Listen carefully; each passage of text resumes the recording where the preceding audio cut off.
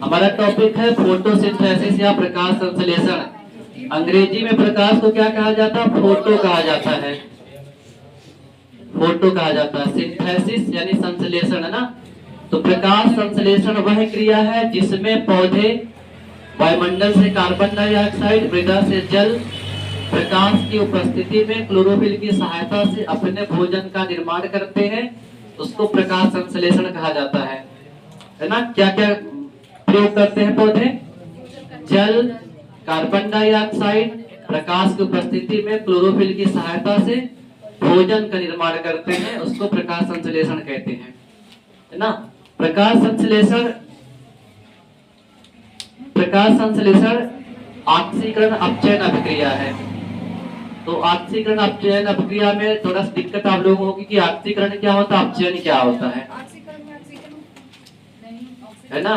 तो पूछेगा प्रकाश संश्लेषण कैसी क्रिया, तो प्रकाश संश्लेषण ऑक्सीकरण और अपचयन अभिक्रिया, यानी ऐसी अगर किसी भी रासायनिक क्रिया में दोनों क्रियाएं साथ साथ हो रही हैं, ऑक्सीकरण भी हो रहा है और अपचयन भी हो रहा है, तो उसको कहा जाता है रेडॉक्स अभिक्रिया, है ना। जैसे आप लोग पढ़े होंगे, जैसे देखते हैं सोडियम क्या करता है? एक इलेक्ट्रॉन त्याग देता है ना, और क्या करता है? एक पॉजिटिव चार्ज हो जाता है। तो जब जो है किसी तत्व में, किसी अणु में जो है, जब इलेक्ट्रॉनों की संख्या बढ़ती है, तो जब क्या होता है, इलेक्ट्रॉन अधिक धनावेशित होता है, तो उसको कहा जाता है ऑक्सीकरण। तो यहाँ पे देखेंगे पहले इसके ऊपर कितना चार्ज था? 0 था ना। इसने एक इलेक्ट्रॉन त्याग दिया, जिसके कारण इसके ऊपर क्या हो गया? 1 इकाई धनावेश हो गया। यहाँ इलेक्ट्रॉन इसको संतुलित कर लीजिए, एक पॉजिटिव एक नेगेटिव को क्या करेगा? संतुलित कर देगा, बराबर इसके हो गया। यानी जब जो है कोई अणु क्या करता है? इलेक्ट्रॉन त्याग करके अधिक धनी बनता है, तो उसको कहा जाता है ऑक्सीकरण।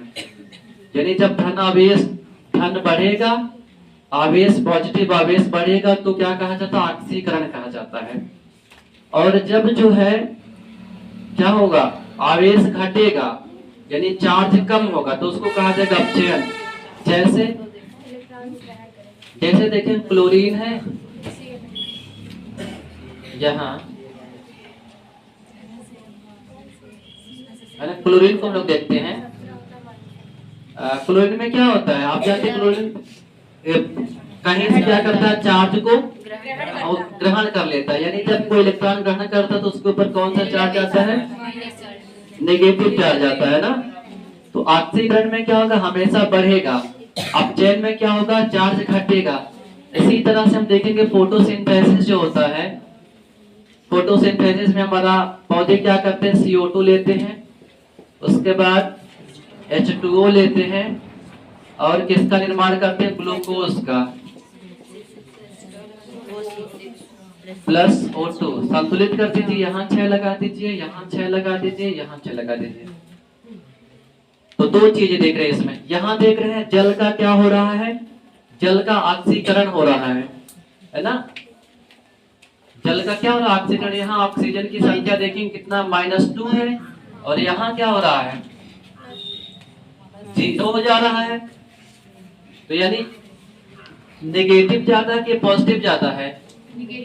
नेगेटिव है ना। तो यानी नेगेटिव से बढ़ रहा है ना, यानी माइनस बढ़ रहा है, माइनस से बढ़ करके कितना हो रहा है? पॉजिटिव में जा रहा है। तो हमने क्या बताया? जब धनावेश की संख्या बढ़ती है, धनावेश बढ़ता तो क्या होता है? ऑक्सीकरण होता है। तो जल का यहाँ पे क्या हो रहा है? ऑक्सीकरण हो रहा है ना। अरे भाई यहाँ -2 था, हो गया 0। बड़ा की घटा है? बड़ा है ना। तो यहाँ पे क्या हो रहा है? आपका ऑक्सीकरण हो रहा है। तो सीधी सी बात है कि फोटोसिंथेसिस में जल के ऑक्सीकरण से ऑक्सीजन का निर्माण होता है। तो जल का ऑक्सीकरण होता है और ऑक्सीजन का निर्माण होता है। दूसरा हम लोग देखते हैं, यहाँ कार्बन, बताया गया कि कार्बन के अपचयन से ग्लूकोज या स्टार्च का निर्माण होता है। तो यहाँ देखेंगे कार्बन की जो है, यहाँ +4 थे, और यहाँ पे जो है इसका कितना हो जा रहा है? 0 हो जा रहा है। अब बताइए यहाँ बढ़ा के घटा है? पहले +4 था, अभी कितना हो गया? 0 हो गया। तो जब आगे क्या होता है? जब चार्ज घटता है तो उसको क्या कहा जाता है? अपचयन कहा जाता है। तो यही तो देख रहे हैं कि एक ही रासायनिक क्रिया में दोनों चीजें हो रही है, ऑक्सीकरण भी हो रहा है और अपचयन भी हो रहा है। समझ गए? तो इसलिए प्रकाश संश्लेषण कैसी क्रिया है? ऑक्सीकरण अपचयन क्रिया है ना। इसमें क्या होता है, इसमें क्वेश्चन में पूछता है कि ऑक्सीजन किसके फलस्वरूप बनता है, यानी जल प्रकाश संश्लेषण में जल से ऑक्सीजन बनने की प्रोसेस क्या कहलाती है? तो क्या कहलाती है? ऑक्सीकरण कहलाती है। प्रकाश संश्लेषण में ऑक्सीजन किससे मुक्त होता है? तो जल के अपघटन से मुक्त होता है। जल के ऑक्सीकरण से क्या बनता है? ऑक्सीजन बनता है। एक क्वेश्चन ये बन जाता है, पूछेगा प्रकाश संश्लेषण क्रिया में ऑक्सीजन किसके अपघटन से मुक्त होती है? तो किसके अपघटन से मुक्त होती है? जल के अपघटन से क्या मुक्त होती है? ऑक्सीजन मुक्त होती है। यहाँ हाँ, यहाँ क्लोरोफिल होगा और सूर्य का प्रकाश होगा। दूसरा आप देख रहे हैं, फिर पूछेगा कि स्टार्च किसके अपचयन से बनता है? तो किसके बनता है? कार्बन डाइऑक्साइड का अपचयन होता तो क्या बनता है? ग्लूकोज का निर्माण होता है। तो समझ गए, प्रकाश संश्लेषण वह क्रिया है जिसके द्वारा पौधे वायुमंडल से कार्बन डाइऑक्साइड तथा भूमि से जल लेकर के अपने भोजन का निर्माण करते हैं। हाँ, यहाँ क्लोरोफिल रहेगा। ये क्लोरोफिल इतना क्लियर होगा सबका? लगता है सबका क्लियर नहीं होगा।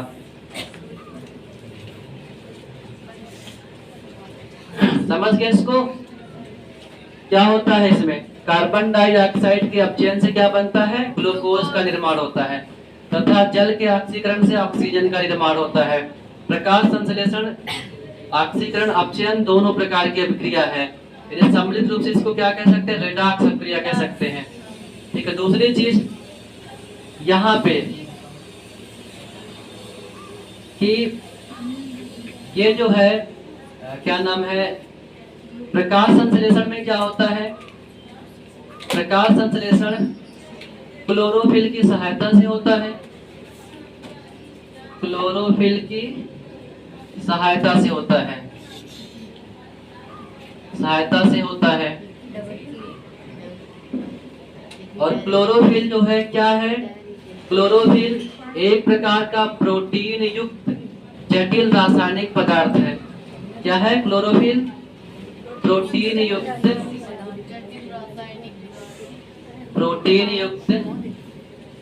जटिल रासायनिक पदार्थ है, रासायनिक पदार्थ है। इसमें क्या पाया जाता है? एक वर्णक पाया जाता है जिसके कारण क्या होता है? पत्तियों का रंग कैसा होता है? हरा होता है। तो यानी क्लोरोफिल क्या होता है? हरे रंग का वर्णक होता है जिसके कारण पत्तियों का रंग हरा होता है। और क्या होता है? प्रोटीन युक्त जटिल रासायनिक पदार्थ ये है। दूसरी चीज, इसमें कितने प्रकार का होता है? क्लोरोफिल 4 प्रकार का होता है। इसको कहा जाता है पहला क्लोरोफिल ए,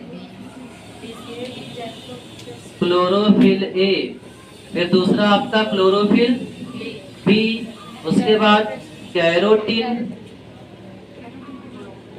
और दूसरा है xanthophyll. Xanthophyll, chlorophyll A, chlorophyll B, carotene और जेंथोफिल। क्लोरोफिल ए और क्लोरोफिल बी किस रंग के होते हैं? हरे रंग के होते हैं। ठीक है। कैरोटीन किस रंग की होती है? नारंगी रंग की। नीला बताया था? नीला नहीं, नारंगी रंग की। अरे गाजर कैसी होती है? नारंगी होती है ना। तो गाजर में कैरोटीन नहीं पाया जाता है। जेंथोफिल पीले रंग का, यानी जेंथोफिल के कारण पत्तियां कैसे हो जाती हैं? पीले रंग की। तो समझ गए? तो क्लोरोफिल नहीं, क्लोरोप्लास्ट एक प्रकार का तो मॉलिक्यूल्स होता है जो पौधों की पत्तियों में पाया जाता है, उनके हरे भागों में पाया जाता है। क्लोरोफिल क्या करता है? वर्णक होता है जो उनको पिगमेंट हरे रंग का प्रदान करता है। समझ गए? क्लोरोप्लास्ट में क्लोरोफिल पाया जाता है। ठीक है। तो समझ गए क्लोरोफिल कितने प्रकार का होता है? 4 प्रकार का। क्लोरोफिल ए, क्लोरोफिल बी, ये दोनों कैसे होते हैं? हरे रंग के होते हैं। कैरोटीन नारंगी रंग का होता है, जेंथोफिल पीले रंग का होता है। जेंथोफिल के कारण क्या होती है? पत्तियां किस रंग की हो जाती हैं? पीले रंग की हो जाती हैं। और क्लोरोफिल में क्या होता है, क्लोरोफिल के केंद्र में एक मॉलिक्यूल्स पाया जाता है, एक अणु पाया जाता है जिसका नाम मैग्नीशियम। ये भी पूछा जाता है कि क्लोरोफिल के केंद्र में कौन सा अणु पाया जाता है, तो मैग्नीशियम का अणु पाया जाता है। क्लोरोफिल का सूत्र होता है C55H72O5N4Mg। ये सूत्र होता है क्लोरोफिल का। ठीक है, क्लोरोफिल का रासायनिक सूत्र यही होता है C55H72O5N4Mg। यही देख रहे हैं मैग्नीशियम होता है। ठीक है, क्लोरोफिल 2 चरणों में पूरा होता है। क्लोरोफिल जो है 2 चरणों में पूरा होता है। एक होता है जो दिन में होता है, यानी प्रकाश की जरूरत जिसको पड़ती है उसको कहा जाता है प्रकाश रासायनिक क्रिया। दूसरा होता है अप्रकाशिक क्रिया। क्लोरोफिल 2 प्रकार का होता है। पहला है आपका प्रकाश रासायनिक क्रिया,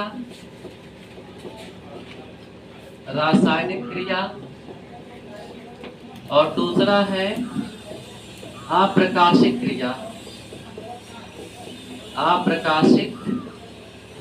क्रिया। 2 प्रकार के। इसके लिए जो प्रकाश की जरूरत होती है, पहले जो प्रोसेस होती है तो प्रकाश की आवश्यकता होती है। इसके लिए प्रकाश की आवश्यकता होती है, यानी प्रकाश रासायनिक क्रिया के लिए प्रकाश की आवश्यकता होती है। ठीक है, इसमें क्या होता है, प्रकाश रासायनिक क्रिया, इसको और कौन सी क्रिया कहते हैं, इसको हिल क्रिया भी कहते हैं।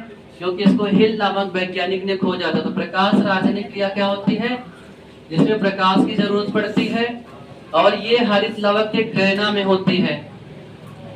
हरित लवक में क्या, यानी क्लोरोप्लास्ट के क्या होता है, क्लोरोप्लास्ट में क्या होता है, एक प्रकार का लवक होता है जिसको कहा जाता है हरित लवक के ग्रहणा में पाई जाती है। प्रकाशिक क्रिया किसमें पाई जाती है, हरित लवक के ग्रहणा में पाई जाती है। इसमें क्या होता है, जल का अपघटन होता है, जिसके फलस्वरूप क्या मुक्त होता है, हाइड्रोजन आयन मुक्त होता है और इलेक्ट्रॉन मुक्त होते हैं। नहीं समझ में आ रहा है? नहीं आ रहा है? अच्छा, फिर से सुनिए। देखिए, प्रकाश रासायनिक क्रिया में क्या होता है, सबसे पहले क्या होता है, जैसे सूरज की किरण पौधे के बाहरी भागों पे पड़ती है, तुरंत क्या होता है, वहां से जल टूटना शुरू हो जाता है। जैसे जल टूटता है उसके बाद वहां पे मुक्त इलेक्ट्रॉन एक्टिवेट हो जाते हैं। जल के अपघटन से क्या होता है, हाइड्रोजन आयन कन्वर्ट होता है और क्या बनता है, इलेक्ट्रॉन मुक्त होते हैं।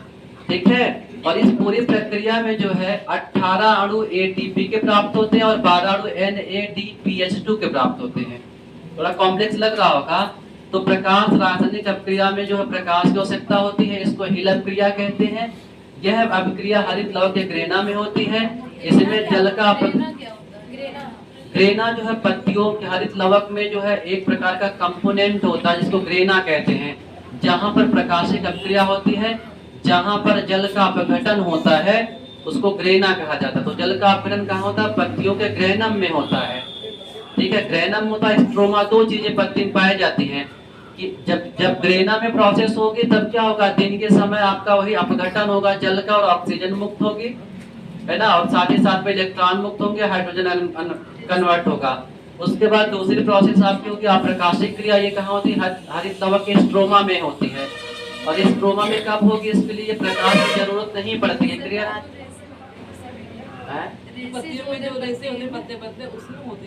नहीं, देखिए पत्ती को आप जब पत्ती के अंदर के स्ट्रक्चर आप देखेंगे, अंदर जाएंगे तो हरित लवक को क्या कहा जाता है, पादप कोशिका की रसोई कहा जाता है ना। यानी पादप कोशिका की रसोई क्यों उसको कहते हैं, क्योंकि वहीं पे भोजन बनाने का ही सब कुछ मटेरियल मौजूद रहता है। रसोई किसको कहा जाता है, जिसमें खाना बनाने के सारे मटेरियल मौजूद, उसको रसोई घर कहा जाता है।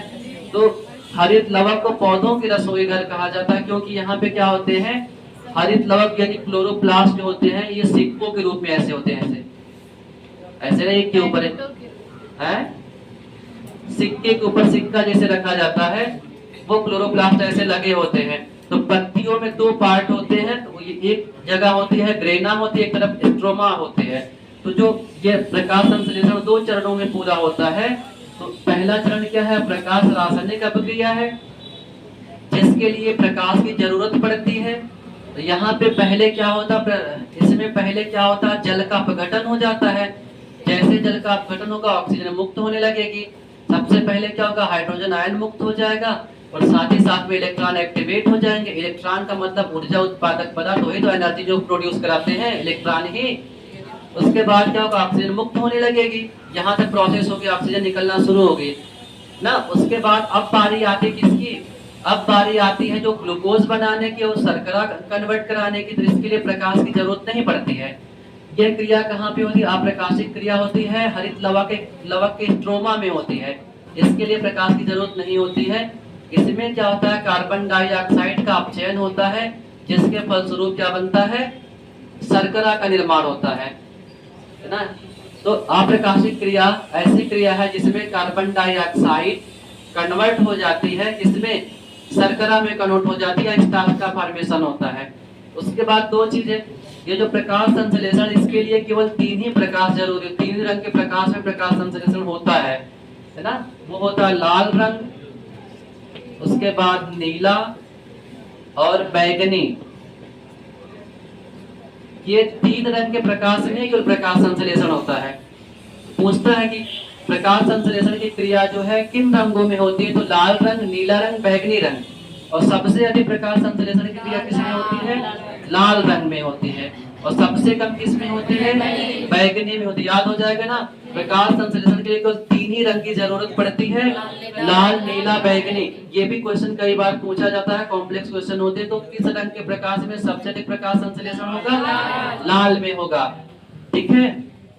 अप्रकाशिक क्रिया के लिए प्रकाश की जरूरत नहीं पड़ती है। अब क्या होगा, पौधे ने अपना भोजन बना लिया दिन के समय, अब रात में क्या उसको संचित करना है। तो संचित करने में क्या करेगा, वो कन्वर्ट हो जाएगा स्टार्च में, इसको आप प्रकाशिक क्रिया कहेंगे। तो प्रकाश संश्लेषण की क्रिया दो भागों में होती है। प्रकाश रासायनिक क्रिया जो दिन के समय होती है, जो हरित लवक के ग्रेनम में होती है, जिसमें हाइड्रोजन का अपघटन होता है, जिसके फलस्वरूप हाइड्रोजन आयन का निर्माण होता है और साथ ही साथ में इलेक्ट्रॉन का निर्माण होता है। इसी में ऑक्सीजन का फॉर्मेशन हो जाता है।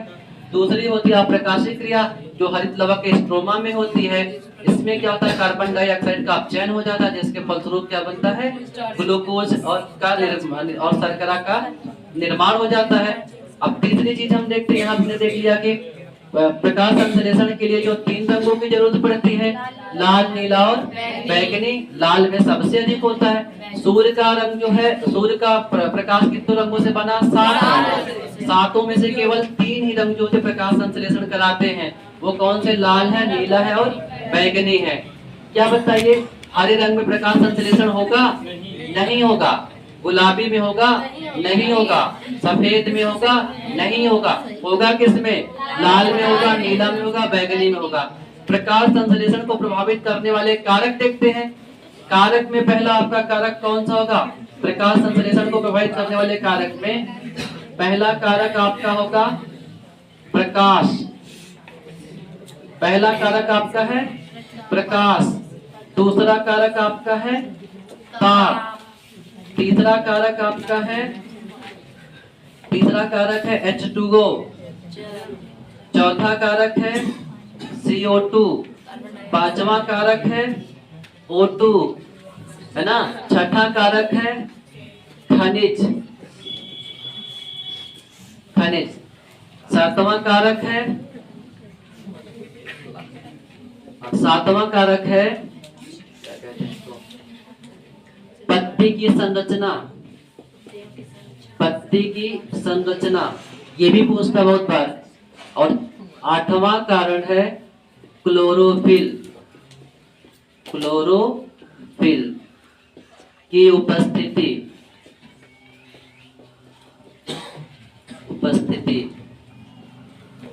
तो देखिए, प्रकाश आपको हमने बता दिया, केवल तीन ही प्रकाश में प्रकाश संश्लेषण ही होगा, है ना। रेड, ब्लू और वायलेट, है ना। ताप जानते हैं, प्रकाश संश्लेषण की क्रिया ताप के ऊपर डिपेंड करते हैं। जहाँ ठंडे प्रदेश होते हैं वहां प्रकाश संश्लेषण की क्रिया 3.5 डिग्री सेल्सियस पे शुरू हो जाती है, और जहाँ गर्म प्रदेश होता है वहां प्रकाश संश्लेषण की क्रिया 5 डिग्री सेल्सियस तापमान पे होगी ही नहीं। तो यानी जहाँ ठंडा प्रदेश होगा वहां प्रकाश संश्लेषण की क्रिया 3.5 डिग्री सेल्सियस पे स्टार्ट हो जाएगी, और जहाँ गर्म प्रदेश होगा वहां पे जो है 5 डिग्री सेल्सियस के नीचे प्रकाश संश्लेषण होगा ही नहीं। 5 से ऊपर होगा तभी प्रकाश संश्लेषण होगा। और एक प्रकाश संश्लेषण के लिए जो आदर्श टेम्परेचर होता है वो 10 डिग्री सेल्सियस से लेकर के 35 डिग्री सेल्सियस के मध्य होना चाहिए। आदर्श प्रकाश संश्लेषण के 10 डिग्री सेल्सियस से लेकर के 35 डिग्री सेल्सियस के मध्य होना चाहिए, तभी प्रकाश संश्लेषण होगा। ठीक है। उसके बाद अगला आपका H2O है। पौधे अवशोषित जल का केवल 1% जल प्रकाश संश्लेषण में यूज करते हैं। तो दूसरा फैक्टर ये हो गया CO2। अगर CO2 की संख्या शुरू में आप 3 गुना बढ़ा देते हैं तो प्रकाश संश्लेषण की क्रिया क्या हो जाएगी, तेज हो जाएगी, है ना। लेकिन लगभग ज्यादा बढ़ाते चले जाएंगे तो क्या होगा, इसमें विषैला पदार्थ बनने लगेगा। तो प्रकाश कार्बन डाइऑक्साइड की मात्रा कितनी बढ़ाने पे, 3 गुना बढ़ाने पे प्रकाश संश्लेषण की क्रिया तेज हो जाती है। ठीक है। लेकिन अगर ज्यादा बढ़ा देंगे तो उसमें विषैला पदार्थ बनने लगेगा। हमको पता कि हमारे वायुमंडल में जो है कितने पर 0.03% CO2 पाई जाती है। तो क्या हर जगह पाई जाएगी ये? 5 बगीचे में इतना पाई जाएगी। यहाँ कितनी पाई जाएगी, कितना पाई जाएगी बताइए? इससे कम, बहुत ज्यादा। सबकी कार्बन डाइऑक्साइड निकल रही है ना, सब सांस ले रहे हैं। यहाँ क्या हो जाएगा, बंद रूम है। बढ़े गई तो हर जगह नहीं, बाग बगीचे में इतना होती है। ठीक है। उसके बाद O2 की सांद्रता ज्यादा बढ़ेगी तब भी जो प्रकाश संश्लेषण के ऊपर विभिन्न प्रभाव पड़ने लगेगा। खनिज लवण यानी फेरस और मैग्नीशियम प्रकाश संश्लेषण के लिए काफी आवश्यक कंपोनेंट होते हैं। अगर इनकी कमी हो जाती है तो पौधों में एक रोग हो जाता है जिसको कहा जाता है क्लोरोसिस कहा जाता है। तो प्रकाश संश्लेषण के लिए कौन से खनिज उपयोगी होती हैं? फेरस होता है और मैग्नीशियम होता है।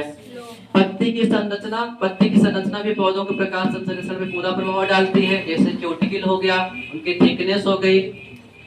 क्लोरोफिल की उपस्थिति, जिनमें क्लोरोफिल नहीं होता उसमें प्रकाश संश्लेषण नहीं होता है। तो ये प्रकाश संश्लेषण की टॉपिक थी। ठीक है, कल दिखा देंगे इसको। सर जी, तो क्या पूरा दिन प्रकाश संश्लेषण होता रहता है? हाँ, पूरा दिन होता रहता है।